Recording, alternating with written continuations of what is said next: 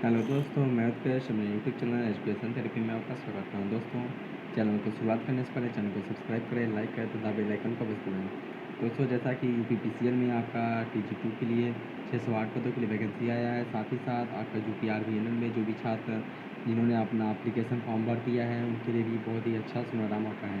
जो भी इलेक्ट्रीशियन के छात्र हैं उनके लिए यह साल के लिए बहुत ही अच्छा सुनहरा मौका है कि वह इस साल ही गवर्नमेंट जॉब पा सकते हैं। दोस्तों, जो भी छात्र आपका UPPCL TG2 या UPRVNL TG2 की तैयारी कर रहे हैं वो हमारे चैनल के माध्यम से आप तैयारी कर सकते हैं, जिसमें कि आपको 5000 ऑब्जेक्टिव क्वेश्चन के साथ ही साथ आपको थ्योरी की क्लासेज भी पढ़ाई जाएगी। इस 5000 ऑब्जेक्टिव क्वेश्चन को एकदम स्पेशली तैयार किया गया है दोस्तों, जिसमें कि आपको जितने भी प्रश्न आपको पढ़ाए जाएंगे उन प्रश्नों में से ही आपके एग्जामिनेशन में प्रश्न पूछे जाएंगे, क्योंकि यह प्रीवियस ईयर जितने भी आपके प्रीवियस ईयर के एग्जामिनेशन हुए हैं उन सभी एग्जामिनेशन को ध्यान में रखते हुए यह प्रश्न हमने बनाया है। दोस्तों, हमारे चैनल को ज़्यादा से ज़्यादा लाइक करें, शेयर करें, जिससे कि आपको भी सफलता मिले, साथ ही साथ आपके दोस्तों को भी सफलता मिल सके। जैसा कि हम आज से अपना पहला क्लास स्टार्ट कर रहे हैं, जिसमें केवल हम ऑब्जेक्टिव प्रश्न के साथ साथ थ्योरी भी बताते रहेंगे। जैसा कि आज का पहला प्रश्न है, इलेक्ट्रिक फायर के मामले में निम्नलिखित का प्रयोग आग बुझाने के लिए किया जाता है। तो इसका सही उत्तर है ड्राई ड्राई सैंड, सूखा बालू। जैसा कि जो जब इलेक्ट्रिक आग लगती है तो उसमें हम क्या करते हैं, सूखा बालू का यूज करते हैं, सूखा बालू का हम लोग प्रयोग करते हैं। और क्योंकि जब भी इलेक्ट्रिक आग लगेगा तो अगर हम पानी फेंकेंगे तो वो आग को बढ़ाने में मदद करेगा, इसलिए हम सूखा बालू का प्रयोग करते हैं, या साथ ही साथ कार्बन टेट्राक्लोराइड या कार्बन डाइऑक्साइड का प्रयोग भी किया जा सकता है। दोस्तों, अगला प्रश्न है, वाटर ब्रेक टेस्ट में किसका उपयोग किया जाता है। वाटर ब्रेक टेस्ट मतलब किस स्थान के लिए प्रयोग किया जाता है। तो इसका सही उत्तर है आपका वेरीफाई क्लीननेस ऑफ सरफेस, मतलब सतह की सफाई की जांच करने की। जैसा कि अगर हम सतह अगर खुरदुरी है तो पानी डालेंगे तो वो क्या करती है, जो पानी रहती है वो रुक जाती है। इस तरह पता चल जाता है कि आपका जो जो सरफेस है वो कितना क्लीन है, कितना चिकना है। तो वाटर ब्रेक टेस्ट का उपयोग हम किसके लिए करते हैं, सतह की चिकनाई के लिए या उसके प्लेन को जताने के लिए। अगला प्रश्न है, लाल रंग का बार्डर तथा लाल रंग की क्रॉस पट्टी किस प्रकार के सुरक्षा संकेत के लिए बनाई जाती है। तो इसका सही उत्तर है दोस्तों ए, निषेधात्मक। जैसा कि हम देखते हैं कि अगर रोड पे अगर रेड लाइट जलता है तो क्या करता है कि रोड को क्रॉस ना करें, या रेलवे क्रॉसिंग पे जो भी रेड लाइट जलती है तो यह सूचित करता है कि आप क्या रोड को क्रॉस या रेलवे फाटक को क्रॉस ना करें। इसी प्रकार जो लाल लाइट है वो क्या प्रतीत करता है कि आप यह निषेधात्मक का प्रतीक है। यह जो निषेधात्मक प्रतीक है ये वृत्त के आकार के संकेत लाल रंग के बार्डर तथा क्रॉस बार या सफ़ेद बैकग्राउंड पर काली आकृति द्वारा बनाए जाते हैं, जो कि क्या करते हैं, विशेष प्रकार के कार्य को मना किया जाता है। अगला प्रश्न है, वैद्युतिक कार्यशालाओं में अग्निशमन हेतु, जैसे अगर आपका जो कहीं जो कार्यशाला है, आपका वर्कशॉप है जहाँ पर इलेक्ट्रिक काम हो रहा है, वहाँ पे हमें क्या क्या अग्निशमन के रूप में रखना चाहिए। तो इसका सही उत्तर है डी, हमें अग्निशमन यंत्र उपलब्ध रखनी चाहिए, रेल से भरी बाल्टी रखनी चाहिए, जल भरी रखनी चाहिए। तो क्या है इसका सही उत्तर की डी, इसका सही उत्तर कितनी क्या है, डी। अगला प्रश्न है, विद्युत आवेश प्रवाहित होता है। तो जैसा कि दोस्तों हम जानते हैं विद्युत आवेश किस में प्रवाहित होता है, चालकों में। क्या है, किस में प्रवाहित होता है दोस्तों, चालकों में। जो विद्युत आवेश प्रवाहित होता है वो चालकों में प्रवाहित होता है, या किस कारण प्रवाहित होता है, तो यह मुक्त इलेक्ट्रॉन के कारण। जो आपका विद्युत आवेश होता है वो चालकों में जो मुक्त इलेक्ट्रॉन उनके में होते हैं उनमें क्या होता है, वह प्रवाहित होता है। जिस चालक में जितने ज़्यादा मुक्त इलेक्ट्रॉन होंगे उसमें जो आपका आवेश है वो ज़्यादा प्रभावित होगा। आवेश का फार्मूला क्या होता है, Q बराबर I/T, जिसका मात्रक होता है कूलाम। क्या होता है आपका मात्रक, कूलाम। अगला प्रश्न है,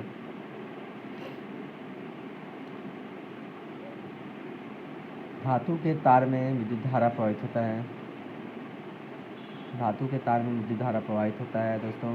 तो जो विद्युत धारा प्रवाहित होता है, आवेश क्या इलेक्ट्रॉन प्रवाह की दर होता है, लेकिन जो ये होता है वो क्या होता है, मुक्त इलेक्ट्रॉन के कारण या क्या इलेक्ट्रॉनों के कारण प्रभावित होता है। अगला प्रश्न है, वैद्युत ऊर्जा की इकाई है। वैद्युत ऊर्जा की इकाई क्या होती है, वैद्युत ऊर्जा की इकाई होती है आपका वोल्ट एम्पियर घंटा, या वाट आवर, वाट आवर, या किलोवाट आवर, KWH भी इसको कहते हैं। इसे यूनिट, इसका एक और मात्रक होता है यूनिट।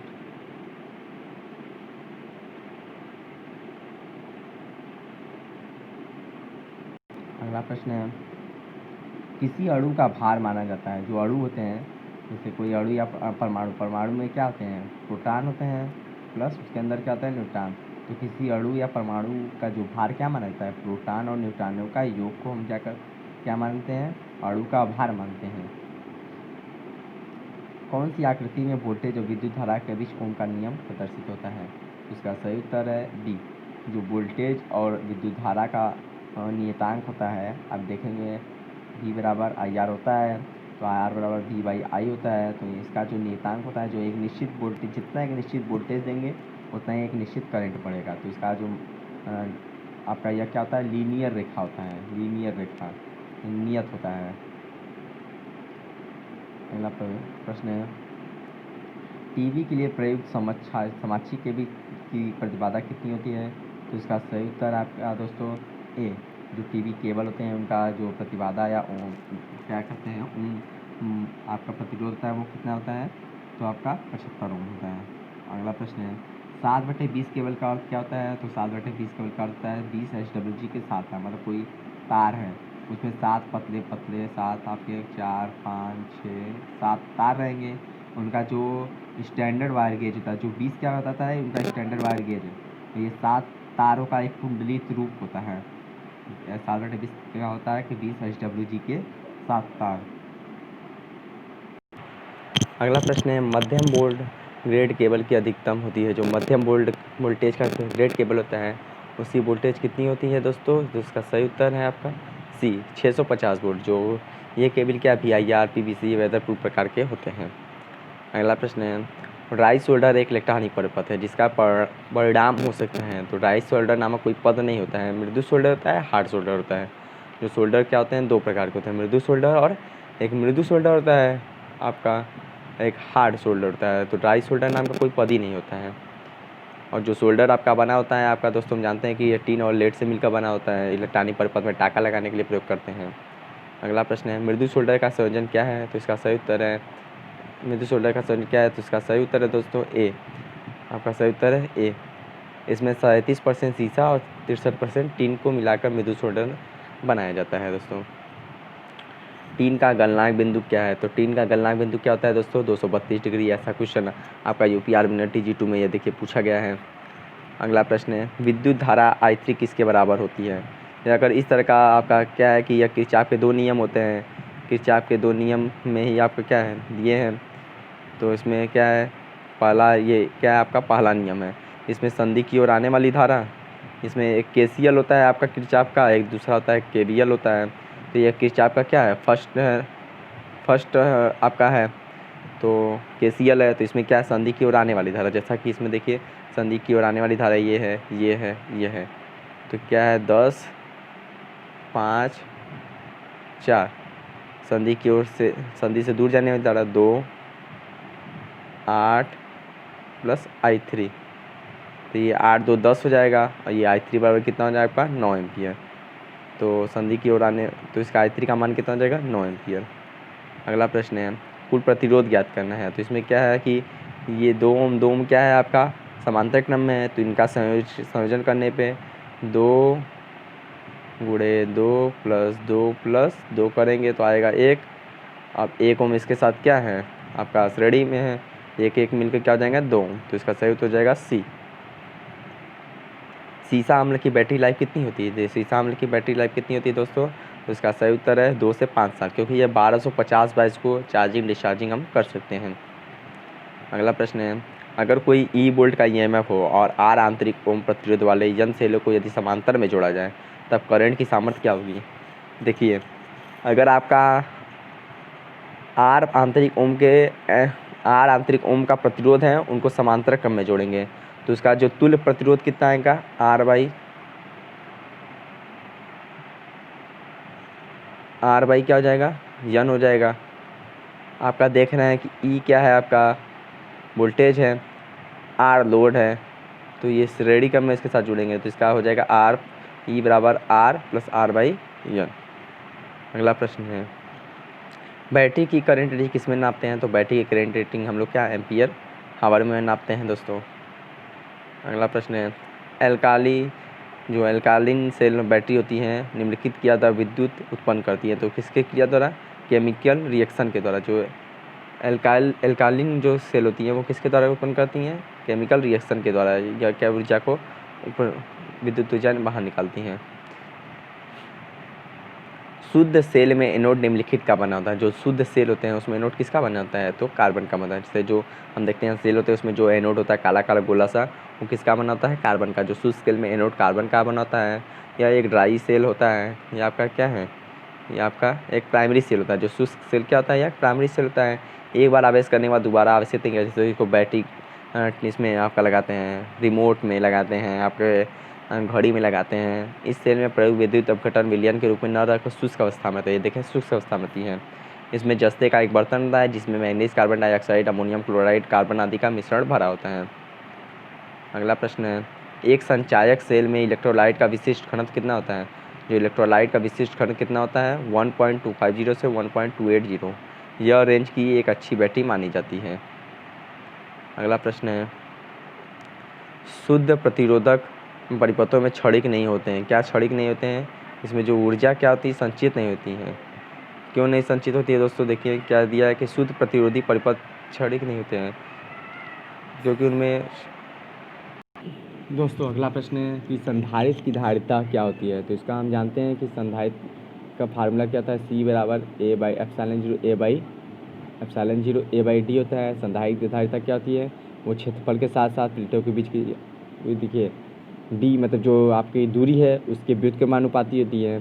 क्षेत्रफल के क्या होती है? अनुक्रमानुपाती होती है। जैसे जैसे क्षेत्रफल बढ़ेगा संधारित्र का मात्रा बढ़ेगा, और उसके साथ पृथक करने वाले परावैद्युत माध्यम में जो नियतांक है ε0 उसके साथ साथ भी यह बढ़ता है। तो इसका संधारित्र का क्या हो जाएगा? इसका उत्तर D। देखिए देख लीजिए यहाँ पर कि आपका C बराबर ε/A/D, ε0 relative formative of material है, फॉर्मेटिव ऑफ फ्री स्पेस है, D क्या है? डिस्टेंस है, एरिया है, C कैपेसिटेंस है। सीरीज रिएक्टरों में सामान्यतः क्या होता है? तो सीरीज रिएक्टरों में सामान्यतः क्या होती है? उच्च प्रतिबाधा होती है। सीरीज रिएक्टरों में सामान्यतः उच्च प्रतिबाधा होता है। सीरीज परिपथ में फाल्ट धारा को सीमित करने के उद्देश्य से प्रयोग किए जाते हैं। इसके लिए इसकी प्रतिबाधा उच्च होती है। सीरीज रिएक्टर का प्रयोग सिर्फ AC में होता है। एक LCR विद्युत परिपथ की अनुनादी क्या होती है? तो एक LCR विद्युत परिपथ की अनुनादी क्या होती है? जब बराबर 1/2π/LC हर्ट्ज होती है। इसकी अनुनाद LOC होनी चाहिए, 2 एनर्जी होनी चाहिए LOC।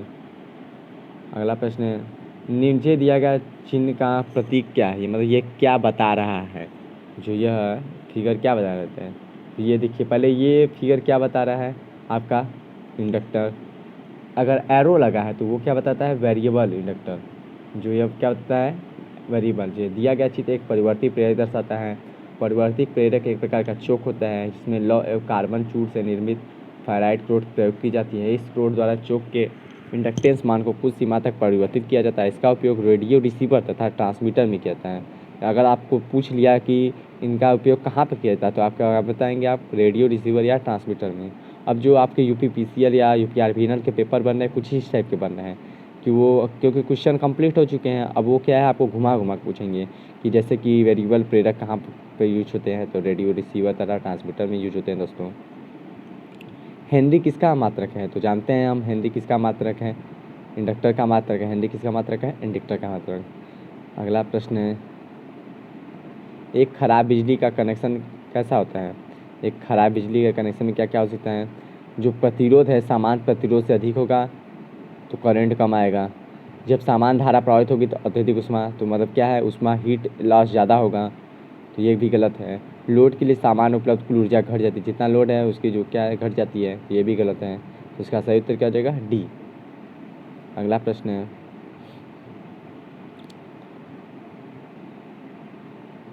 बिजली के उपकरण की धातु की केसिंग को निम्नलिखित को सदैव सुनिश्चित करने के लिए भूसंपर्कित किया जाता है। तो क्या किया जाता है? इसका क्या कहते हैं? जो भी आपकी जो इंस्टॉलेशन सुरक्षा के लिए, मतलब हम क्यों करते हैं? अर्थिंग क्यों करते हैं? अर्थिंग क्यों करते हैं? जो भी आपका इंस्टॉलेशन किया गया, हम जो भी उपकरण हैं, जो भी इंस्टॉलेशन सेफ्टी के लिए हम लोग करते हैं, जो प्रतिष्ठान है प्रतिष्ठान की पूरी सुरक्षा, पूरे उपकरण की सुरक्षा के लिए हम इसका उपयोग करते हैं। VIR वायरों में कॉपर चालकों को सदैव टीन डब्बा बंद किया जाता है, इसका प्रयोजन क्या है? तो इसका प्रयोजन है भाई कि कॉपर चालकों को सल्फर अंश से बचाना। जो कॉपर चालक हैं उनमें क्या सल्फर अंश ना ले तो क्या है क्षरण उनका होने लगता है, क्रिया करके वो क्षरण करने लगते हैं। दिए गए निम्न में से किस प्रकार की अर्थिंग दर्शाई गई है? किस प्रकार की अर्थिंग दर्शाई गई है दोस्तों? तो हम देखेंगे ये किस प्रकार की अर्थिंग है दोस्तों। ये आपका प्लेट अर्थिंग है। प्लेट अर्थिंग होती है इस प्रकार की अर्थिंग। अगला है प्लेट अर्थिंग में प्लेट इलेक्ट्रोड का न्यूनतम आकार कितना होना चाहिए? तो 60 × 60 होना चाहिए। जो प्लेट अर्थिंग में प्लेट इलेक्ट्रोड का न्यूनतम आकार कितना होना चाहिए? 60 × 60 होना चाहिए दोस्तों। और प्लेट अर्थिंग इलेक्ट्रोड का आकार 60 × 60। इसमें तांबा प्लेट की प्रयोग की जाती है। यह सर्वाधिक भूसंकर्ती संपर्क प्रभावी होता है। प्लेट का आकार 60 × 60 सेंटीमीटर × 6.3 सेंटीमीटर होता है। विद्युत वायरिंग अधिनियम किस अधिनियम का पालन किया जाता है? तो विद्युत वायरिंग अधिनियम में 1956 इंडियन इलेक्ट्रिसिटी एक्ट 1956 का हम यूज करते हैं दोस्तों। ऐसा कि द्विमार्गी स्विच से क्या तात्पर्य है कि नियंत्रण में भिन्न भिन्न दशा ऐसे अधिक स्विच उपलब्ध होना चाहिए। द्विमार्गी स्विच का एक लैंप हो और उसको दो जगह से हम लोग क्या करें ऑपरेट कर सकें। तो क्या है इसका सही उत्तर है एक लैंप, एक मतलब दो जगह से एक लैंप को हम उसको ऑपरेट करने के लिए है। एनी कोड के अनुसार न्यूट्रल लाइन के लिए केबल का रंग किस कलर का होना चाहिए? न्यूट्रल का जो हमेशा रंग होना चाहिए वो क्या होना चाहिए? काला होना चाहिए। और इसकी जो वाट होनी चाहिए 3000 वाट होनी चाहिए दोस्तों। अगला प्रश्न है घरेलू फ्यूज तार कैसा होना चाहिए? घरेलू फ्यूज तार क्या होना चाहिए? निम्न गलनांक का होना चाहिए। अगर वो निम्न गलनांक होगा तो इससे क्या फ़ायदा होगा कि जो आपका जैसे ही करंट ज़्यादा प्रभावित होगा जो फ्यूज तार है उगल जाएगा, आपका उपकरण को क्या करेगा वो परिपथ से अलग करके बचा देगा। तो इसलिए हमेशा जो घरेलू उपकरण के जो फ्यूज रखें हमेशा निम्न गलनांक के रखनी चाहिए। जो उसमें कापर का वायर नहीं, जो उसमें फ्यूज में जो तार लगाते हैं वो उसमें कापर का नहीं है हमें यूज करना चाहिए। हमें यूज करना चाहिए एल्युमिनियम का कि वो जल्द से जल्द गल जाए। फ्यूज तार निम्नलिखित का होना चाहिए। जो फ्यूज तार कैसा होना चाहिए? निम्न प्रतिरोध और निम्न गलनांक का। प्रतिरोध कम रहेगा तो करंट ज़्यादा जाएगा, प्रतिरोध ज़्यादा रहेगा तो करंट ही नहीं जाएगा। तो कैसा होना चाहिए? निम्न प्रतिरोध और निम्न गलनांक होना चाहिए। यह एक अच्छा गुण होता है इसका अगर जो फ्यूज होता है। क्या है कि विद्युत परिपथ की सुरक्षा के लिए सबसे आवश्यक व्यक्ति फ्यूज है। फ्यूज ऐसे तार का टुकड़ा होता है जिसके पदार्थ गलनांक बहुत कम होता है। जब परिपथ में अति भारे या लघु पतन कारण बहुत अधिक धारा प्रभावित हो जाती है तब फ्यूज का तार क्या होता है? गर्म होकर पिघल जाता है। एक घर के वायरिंग परिपथ में लैंप कैसे जोड़े जाते हैं? तो एक घर के वायरिंग परिपथ में लैंप कैसे जोड़े जाते हैं दोस्तों? तो इसका सही उत्तर है डी, सभी समांतर में। क्यों समांतर में जोड़े जाते हैं कि अगर समांतर में जोड़ेंगे तो करेंट क्या है, जो आपका करेंट है वो सभी को समान मिलेगा। समांतर में जोड़ने से जो है क्रॉस वोल्टेज, इसका जो वोल्टेज है आपका समान रहेगा, धारा अलग अलग रहेगी, उससे वोल्टेज ड्रॉप क्या होगा? अधिक हो जाएगा। और उसका प्रतिरोध श्रेणी में जोड़ने से क्या वोल्टेज ड्रॉप ज़्यादा होगा, उसका प्रतिरोध बढ़ जाएगा। तो आपका जानते हैं कि सीरीज में धारा समान होती है लेकिन समांतर में धारा क्या होती है? भिन्न मिलती है। लेकिन वोल्टेज, क्योंकि सभी परिपथ को वोल्टेज तो क्या चाहिए? 230 वोल्ट चाहिए आपको। सभी जितने भी परिपथ हैं उनके लिए क्या चाहिए? 230 वोल्ट चाहिए। और धारा से कोई मतलब ही नहीं रहता, चाहे जितना धारा मिले। डीसी मशीन का द्विक परिवर्तक किस तरह का कार्य करता है? तो डीसी मशीन का द्विक परिवर्तक क्या पूर्ण तरंग रेक्टिफायर की तरह काम करता है। शुष्क सेल में डिपोलराइजर क्या होता है? तो शुष्क पोल में डिपोलराइजर का मतलब होता है मैग्नीज डाइऑक्साइड। जो शुष्क सेल में जो मैग्नीज डाइऑक्साइड का प्रयोग विध्रुवक डाइपोलर के रूप में किया जाता है। शुष्क सेल का सर्वाधिक प्रचलित सेल क्या है? सेल लैक्लांसियस सेल होता है। लैक्लांसियस सेल में इलेक्ट्रोलाइट क्या भरते हैं? तो लैक्लांसियस सेल में इलेक्ट्रोलाइट क्या भरते हैं? अमोनियम क्लोराइड भरते हैं दोस्तों। लेड एसिड सेल के सिरे किसके बने होते हैं? तो लेड एसिड सेल के जो सिरे होते हैं वो आपके लेड से बने होते हैं। और शुष्क बैटरी के जो सिरे होते हैं वो पीतल से। ये भी प्रश्न पूछता है कि शुष्क बैटरी के सिरे किससे बने होते हैं? तो ये किससे बने होते हैं? पीतल से बने होते हैं। जो भी दोस्त हमारे वीडियो के माध्यम से तैयारी कर रहे हैं उनसे निवेदन है कि आपका शॉर्ट नोट्स बनाएं, क्योंकि अब पढ़ने के लिए 60 दिन बचे हैं। तो जितना ज़्यादा जो भी पढ़ चुके होंगे उनको पढ़ने के बाद प्रैक्टिस करना भी पड़ता है। तो उसको प्रैक्टिस करने के लिए आप हमारे जो भी ऑब्जेक्टिव क्वेश्चन हैं उनको ज्वाइन करें, जिससे आपको ज़्यादा से ज़्यादा सफलता मिल सके। 5000 क्वेश्चन में से आपको ज़रूर सफलता मिलेगी। सेल में शॉर्ट सर्किट क्यों होता है? तो सेल में जो शॉर्ट सर्किट होता है वो किसके कारण होता है? जैसे हम जानते हैं कि जो बैटरी में 2 प्लेटें होती हैं जो कि इलेक्ट्रोलाइट के माध्यम से एक दूसरे से इंसुलेटेड होती हैं, तब प्लेटें शॉर्ट सर्किट नहीं होती है, क्योंकि बैटरी के अंदर स्टोर एनर्जी केमिकल होती है। जब उसके अंदर क्या होती है? इलेक्ट्रिकल एनर्जी होती है तभी ना होती है। तो जो बैटरी के अंदर क्या होती है? शॉर्ट सर्किट नहीं होती है। शुष्क सेल में कौन सा पदार्थ विध्रुवक का कार्य करता है? तो इसका सही उत्तर है क्या अभी हमने पढ़ा था, मैग्नीज डाइऑक्साइड।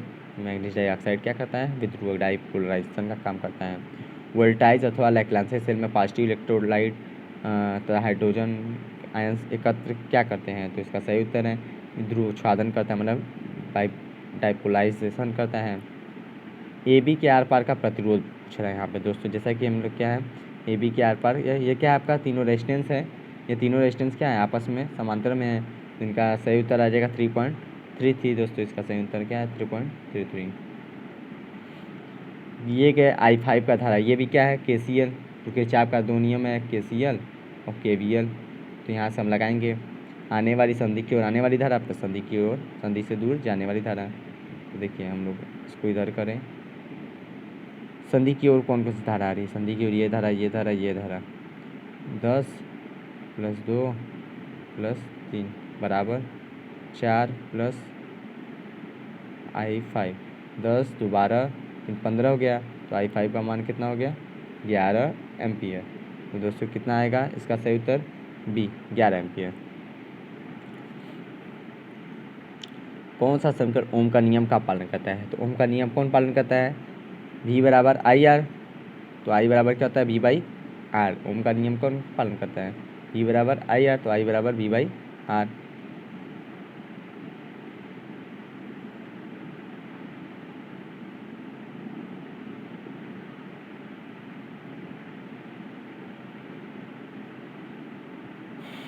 केबिल की विद्युत प्रतिरोधक पदार्थ में क्या क्या गुण होने चाहिए, देखिए केबिल है जैसे होते हैं तो उसमें क्या होना चाहिए, विद्युतशीलता होनी चाहिए, निम्न उच्च परावैद्युत शक्ति होनी चाहिए, अति अवरोधकता होनी चाहिए। तो नमी कारण क्या है उसका परावैद्युत सामर्थ्य कम हो जाता है, तो क्या होनी चाहिए विद्युतशीलता अच्छी होनी चाहिए। बंद अति धारा बचाव परिपथ के केबल में आवश्यक धारा प्राप्त करने समान धारा बंद करने की रेटिंग का फैक्टर गुणांक कितना होना चाहिए, तो इसका सही उत्तर है डी। अब कितना होना चाहिए, देखिए बंद अति धारा द्वारा परिपथ के लिए केबल में आवश्यक धारा प्राप्त करने के लिए समान धारा वहन क्षमता कितना होनी चाहिए, जो फैक्टर है वो आपको कितना होना चाहिए 1.23। अगला प्रश्न है सुचालकों में विद्युत चुम्बकीय तरंगों का वेग कितना होना चाहिए, तो उच्च होना चाहिए। जो सुचालक है विद्युत चुम्बकीय तरंगों का वेग उच्च होना चाहिए, जैसे जैसे शुद्ध चालक है हमने चांदी सुना है, एल्युमिनियम की इलेक्ट्रोमैग्नेटिक तरंगों का वेग अधिक होता है। अति उच्च आवृत्ति पर पृथ्वी के रूप में कार्य करता है, तो कौन कार्य करता है, डी चालक करता है। आवृत्ति निम्न है तो चालक की भांति व्यवहार करेगा, आवृत्ति ज़्यादा है तो चालक की भांति व्यवहार करेगा। कौन सा कुचालक खराब होने से पहले सबसे कम वोल्टेज झेलेगा, तो इसका सही उत्तर है सी कागज़, सबसे कम वोल्टेज कागज़ झेलेगा। देखिए ये आपका कुचालक के कैटेगरी दिए हुए हैं, उनका टेम्परेचर दिए हैं, ये दोस्तों याद कर लेंगे। कागज़ 90 डिग्री, कांच 130 डिग्री, माइका फाइबर 180 डिग्री। निम्नलिखित में से कौन सा पदार्थ का तापमान गुणांक ऋणात्मक होता है, तो जो अर्धचालक होते हैं उनका जो होता है तापमान गुणांक वो ऋणात्मक होता है। जैसे जिस पदार्थ का तापमान बढ़ने पर उसका प्रतिरोध घटता है तो उसका प्रतिरोध ताप गुणांक क्या होता है ऋणात्मक होता है, जैसे सिलिकॉन, कार्बन, लकड़ी, स्टील। जिस पदार्थ का तापमान बढ़ने पर प्रतिरोध बढ़ता है उसका प्रतिरोध ताप गुणांक धनात्मक होता है, ये केवल चालकों में होता है। विद्युत की एक यूनिट किसके बराबर होती है, तो विद्युत की एक यूनिट kWh के बराबर होती है। फ्रीक्वेंसी किसके अनुपाती होती है, फ्रीक्वेंसी क्या होती है आपका 1/XC के अनुपाती होती है। तो इंडक्टेंस प्रेरणी हद के यदि I धारा है V वोल्ट है तो शक्ति क्या होगा, तो P बराबर हम दोस्तों जानते हैं B बराबर होता है V/VI। आवेशित परमाणु क्या कहलाता है, तो उसका सही उत्तर है आपका आयन। आयन दो प्रकार के होते हैं, धनात्मक ऋणात्मक। धनात्मक आयन के नाभिक में उपस्थित होता है, ऋणात्मक इलेक्ट्रॉन के बाहर। धनात्मक को P+ ऋणायन E- से प्रदर्शित करते हैं।